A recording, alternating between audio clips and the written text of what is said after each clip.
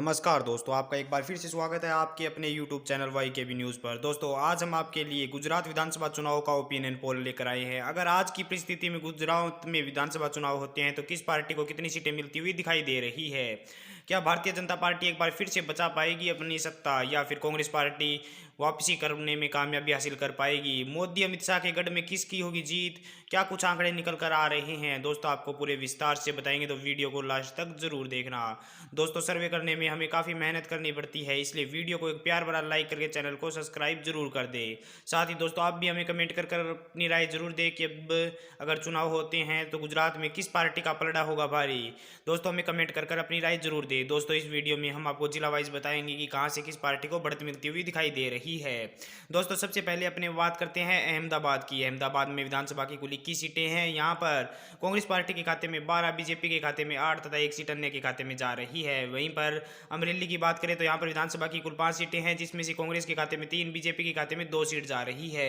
दोस्तों, अब तक हमने गुजरात की 26 विधानसभा सीटों की बात की, जिसमें से कांग्रेस के खाते में 15, बीजेपी के खाते में 10 सीटें जाती हुई दिखाई दे रही है। वहीं पर दोस्तों, आनंद की बात कर ले तो आनंद में विधानसभा की कुल 7 सीटें हैं, जिसमें से कांग्रेस पार्टी के खाते में 5, बीजेपी के खाते में 2 सीटें जाती हुई दिखाई दे रही है। वहीं पर दोस्तों, अरावली की बात करते हैं तो अरावली में विधानसभा की कुल 3 सीटें हैं, जिसमें से 1 seat Congress party, 2 seat BJP के खाते में जाती हुई दिखाई दे रही है। वहीं पर दोस्तों, अब तक हमने गुजरात की 36 विधानसभा सीटों की बात कर ली है, जिसमें से कांग्रेस के खाते में 21, बीजेपी के खाते में 14 तथा एक सीट अन्य के खाते में जा रही है। वहीं पर दोस्तों, बनासकांठा की बात करें तो यहाँ पर विधानसभा की कुल 9 सीटें हैं, जिसमें से कांग्रेस के खाते में 4, बीजेपी के खाते में भी 4 तथा एक सीट अन्य के खाते में जा रही है। वहीं पर भरूच की बात करें तो यहाँ पर विधानसभा की कुल 5 सीटें हैं, जिसमें से कांग्रेस के खाते में 3, बीजेपी के खाते में 2 सीटें जाती हुई दिखाई दे रही है। दोस्तों, अब तक हमने गुजरात की 50 विधानसभा सीटों की बात कर ली है, जिसमें से कांग्रेस पार्टी के खाते में 28, बीजेपी के खाते में 20 तथा 2 सीटें अन्य के खाते में जाती हुई दिखाई दे रही है। वहीं पर भावनगर की बात करें तो यहाँ पर विधानसभा की कुल 7 सीटें हैं, जिसमें से कांग्रेस के खाते में 2, बीजेपी के खाते में 5 सीटें जाती हुई दिखाई दे रही है। वहीं पर दोस्तों, बोटाद की बात करें तो यहाँ पर विधानसभा की कुल 2 सीटें हैं तथा दोनों सीटें ही कांग्रेस के खाते में जाती हुई दिखाई दे रही है। दोस्तों, अब तक हमने गुजरात की 59 विधानसभा सीटों की बात की है, जिसमें से कांग्रेस के खाते में 32, बीजेपी के खाते में 25 तथा 2 सीटें अन्य के खाते में जाती हुई दिखाई दे रही है। वहीं पर छोटा उदेपुर की बात कर ले तो यहाँ पर विधानसभा की कुल 3 सीटें हैं, जिसमें से कांग्रेस के खाते में 2, बीजेपी के खाते में 1 सीट जाती हुई दिखाई दे रही है। वहीं पर देवभूमि द्वारका की बात करें तो यहाँ पर विधानसभा की कुल 2 सीटें हैं, ये दोनों सीट ही महागठबंधन कांग्रेस के खाते में जाती हुई दिखाई दे रही है। वहीं पर दोस्तों, अब तक हमने गुजरात की 64 विधानसभा सीटों की बात की है, जिसमें से बीजेपी के खाते में 26, कांग्रेस के खाते में 36 तथा 2 सीटें अन्य के खाते में जा रही है। वहीं पर दोहाद की बात करें तो यहाँ पर विधानसभा की कुल 6 सीटें हैं, जिसमें से कांग्रेस के खाते में 4, बीजेपी के खाते में 2 सीटें जाती हुई दिखाई दे रही है। गांधीनगर की बात करते हैं तो गांधीनगर में विधानसभा की कुल 5 सीटें हैं, जिसमें से कांग्रेस पार्टी के खाते में 2, बीजेपी के खाते में 3 सीटें जाती हुई दिखाई दे रही है। वहीं पर दोस्तों, अब तक हमने गुजरात की 70 विधानसभा सीटों की बात की, जिसमें से कांग्रेस के खाते में 38, बीजेपी के खाते में 30 तथा 2 सीटें अन्य के खाते में जाती हुई दिखाई दे रही है। गिरी सोमनाथ की बात करें तो यहाँ पर विधानसभा की कुल 4 सीटें हैं, जिसमें से कांग्रेस के खाते में 3, बीजेपी के खाते में 1 सीट जाती हुई दिखाई दे रही है।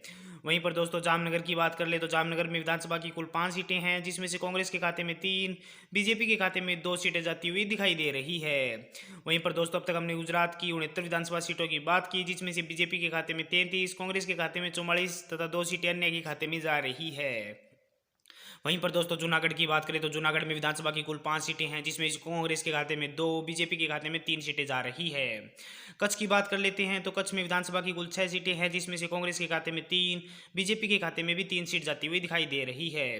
दोस्तों, अब तक हमने गुजरात की 90 विधानसभा सीटों की बात की, जिसमें से कांग्रेस के खाते में 49, बीजेपी के खाते में 39 तथा 2 सीटें अन्य के खाते में जाती हुई दिखाई दे रही है। वहीं पर दोस्तों, अब बात करते हैं खेड़ा की। खेड़ा में विधानसभा की कुल 6 सीटें हैं, जिसमें से कांग्रेस के खाते में 5, बीजेपी के खाते में 1 सीट जाती हुई दिखाई दे रही है। वहीं पर महिसागर की बात करें तो महिसागर में विधानसभा की कुल 3 सीटें हैं, जिसमें से कांग्रेस के खाते में 2, बीजेपी के खाते में 1 सीट जा रही है। दोस्तों, अब तक हमने गुजरात की 99 विधानसभा सीटों की बात की, जिसमें से कांग्रेस के खाते में 56, बीजेपी के खाते में 41 तथा 2 सीटें अन्य के खाते में जाती हुई दिखाई दे रही है। वहीं पर दोस्तों, मेहसाणा की बात करें तो मेहसाणा में विधानसभा की कुल 7 सीटें हैं, जिसमें से कांग्रेस के खाते में 4, बीजेपी के खाते में 3 सीटें जाती हुई दिखाई दे रही है। वहीं पर मोरबी जिले की बात कर ले तो मोरबी में विधानसभा की कुल 3 सीटें हैं, जिसमें से कांग्रेस के खाते में 2, बीजेपी के खाते में 1 सीट जाती हुई दिखाई दे रही है। दोस्तों अब तक हमने गुजरात की 109 विधानसभा सीटों की बात की, जिसमें से कांग्रेस के खाते में 62, बीजेपी के खाते में 45 तथा 2 सीटें अन्य के खाते में जा रही है। वहीं पर दोस्तों नर्मदा की बात करें तो नर्मदा में विधानसभा की कुल 2 सीटें हैं। ये दोनों सीटें ही भारतीय जनता पार्टी के खाते में जाती हुई दिखाई दे रही है। वहीं पर दोस्तों नवसारी की बात करें तो नवसारी में विधानसभा की कुल 4 सीटें हैं, जिसमें से 3 seat Congress party, 1 seat BJP के खाते में जाती हुई दिखाई दे रही है। दोस्तों अब तक हमने गुजरात की 115 विधानसभा सीटों की बात की, जिसमें से कांग्रेस के खाते में 65, बीजेपी के खाते में 48 तथा 2 सीटें अन्य के खाते में जा रही है। वहीं पर पंचमहल की बात कर ले तो यहाँ पर विधानसभा की कुल 5 सीटें हैं, जिसमें से कांग्रेस के खाते में 2, बीजेपी के खाते में 3 सीट जाती हुई दिखाई दे रही है। वहीं पर पाटन की बात करें तो पाटन में विधानसभा की कुल 4 सीटें हैं तथा चारों सीट ही कांग्रेस पार्टी के खाते में जाती हुई दिखाई दे रही है। दोस्तों अब तक हमने गुजरात की 124 विधानसभा सीटों की बात की, जिसमें से कांग्रेस के खाते में 71, बीजेपी के खाते में 51 तथा 2 सीटें अन्य के खाते में जाती हुई दिखाई दे रही है।